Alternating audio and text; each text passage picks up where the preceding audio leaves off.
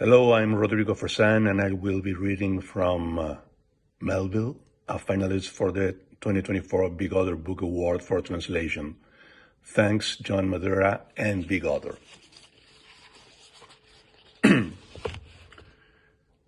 De haber justicia y de tener tiempo, no la hay, no la tengo, me congratulo por haber ejercido el poder último de reescribir lo sucedido persiguiendo y cazando a la ficción de mi padre, declarándolo inocente en su culpabilidad, exculpándolo de toda deuda conmigo para que a fin de cuentas me devuelva y expectore, yo ya sin expectativas y casi ahogado, a las desencantadas orillas de mi desahogo.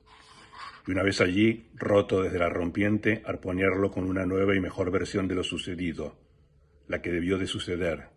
Allí entonces él y yo juntos y enteros cruzando el helado río Hudson, el río que nos atraviesa y en el que acaban fundiéndose todas las cosas del mundo. El río fluyendo bajo los gélidos cimientos del tiempo y del clima, donde todo ya ha sido y espera volver a ser para los pocos viajeros elegidos.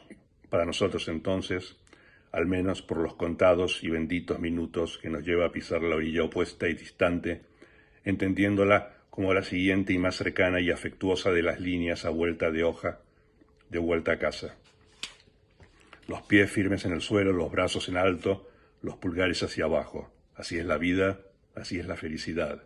Y, no de nuevo porque nunca fue así, porque de poder ser, sería así, recién ahora, ambos llegando a casa.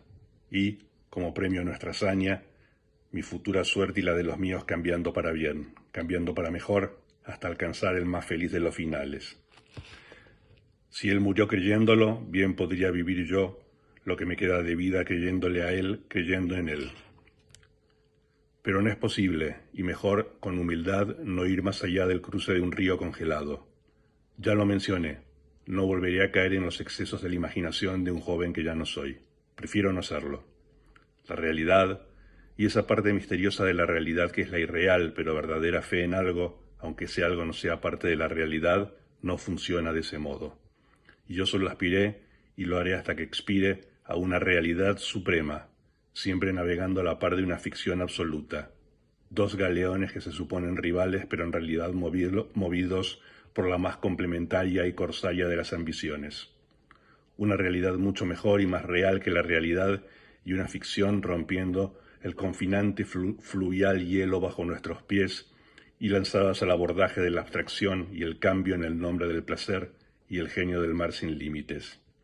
Ese mar que no es una máscara sino un espejo, y en él un rostro, el rostro común de todos los hombres, una y otra realidad suprema y ficción absoluta, acatando órdenes tan solo por experimentar el casi inmediato éxito de amotinarse en el centro de ese océano que es mi padre, y el padre de mi padre, y el padre de su padre, y ese padre que soy yo ahora. Todos alguna vez hijos, todos junto a bordo en alianza en este arca, el arca de la mente que se hundirá para que se extinga o que flotará para que se propague el fuego de los libros, aún amarrada al embarcadero embrujado por las sangrantes cadenas del dadivoso a la vez que vengativo espíritu de todos los que vendrán. Porque serán ellos, los invocados en el nombre del amor o de la continuidad de la especie, quienes los evocarán y darán a luz sus sombras.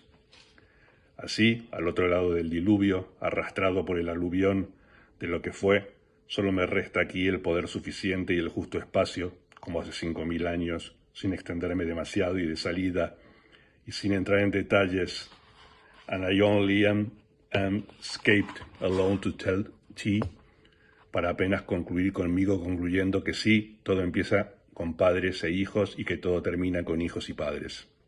Y que glaciología, melvillología, gelum, melvillium, todo abre y cierra con el hielo de los padres que se derretirá en el agua de los hijos, quienes a su vez serán hielo para que sus hijos sean agua, y así hasta el último invierno y la última primavera de esa última estación que es la paternidad, y a la que solo se desciende subiendo ese barco tripulado por inmensamente pequeños y amorosos y despóticos capitanes.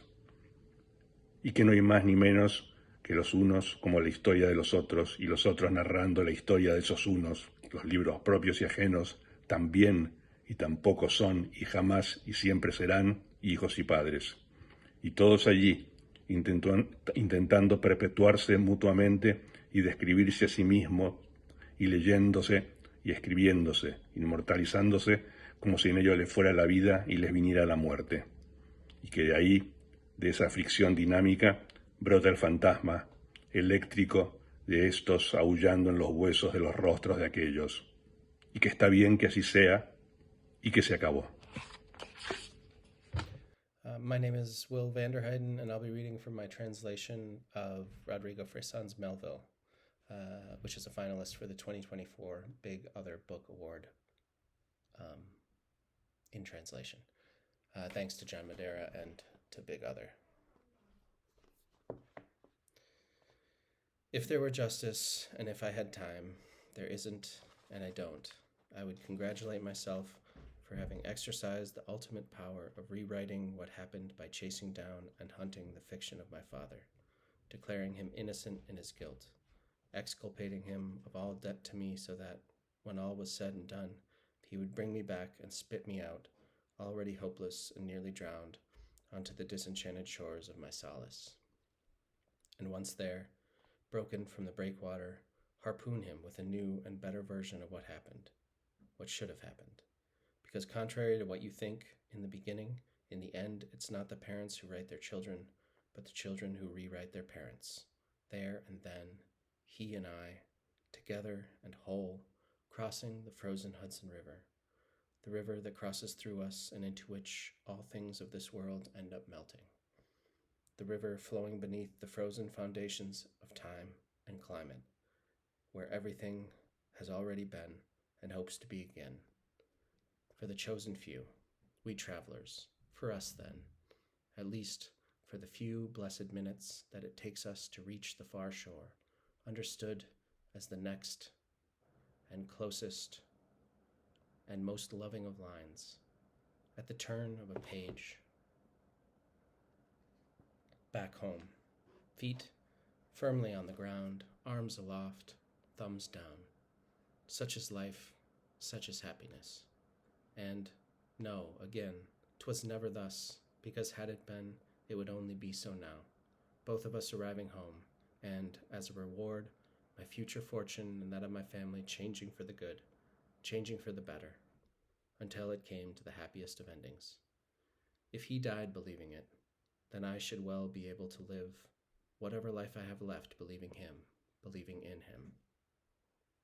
But that's not possible, and better, with humility, to go no further than the crossing of a frozen river.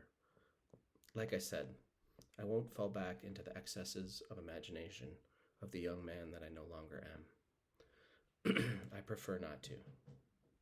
Reality, and that mysterious part of reality that is the irreal yet true faith in something, even if that something is not part of reality, doesn't work like that. I aspired and will continue doing so until I expire, only to a supreme reality, always sailing alongside an absolute fiction.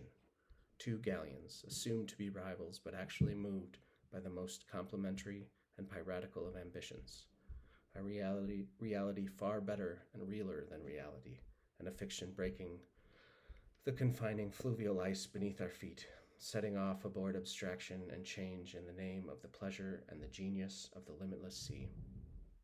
That sea that isn't a mask, but a mirror, and in it, a face, the shared face of all humankind, one and the other, supreme reality and absolute fiction, obeying orders just to experience the almost immediate ecstasy of a mutiny in the middle of that ocean that is my father, and the father of my father, and the father of his father, and that father that I am now. Once children all together, in alliance, aboard this ark, the ark of the mind that will sink and be extinguished, or that will float and fuel the fire of books, still moored to the dock, haunted by the bleeding chains of the at once generous and vengeful spirit of all those yet to come, because they will be the ones invoked in the name of love or the continuity of the species, who will recall them and cast light on their shadows.